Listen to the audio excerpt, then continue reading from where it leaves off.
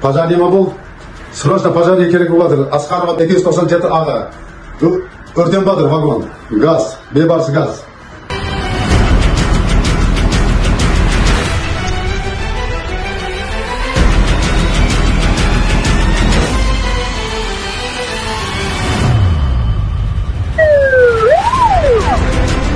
Арай барыс бірге.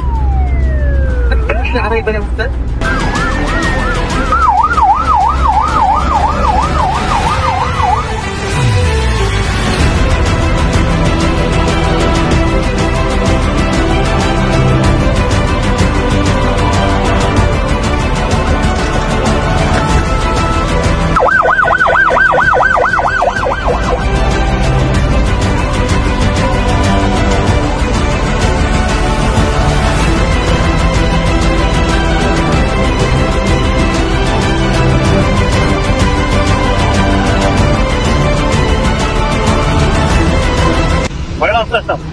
Локализация қабылдаңыздар.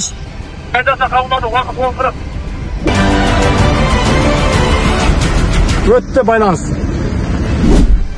Байланысы. Су көздерінің қысымын көтерсін қалай қабылдады? Қабылданды.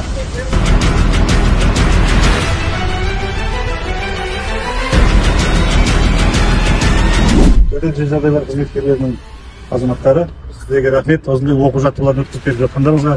Білмейтін нәрселеріміз көп нәрсе екенін білеміз. Сіздердің арқаларыңызда көрдік, үйрендік. Енді алғашқы өрт сөндіру қауіпсіздіктерінің бәрін ережесін сақтап отырсамыз, Бұндай оқу жаттығуды өткізудің негізгі мақсаты газ толтыру бекетінде өрт оқу жаттығуындағанда жеке құрамды өрт түзу әдістеріне машықтандыру, өзара әрекеттестік шараларын пысықтау болып табылады.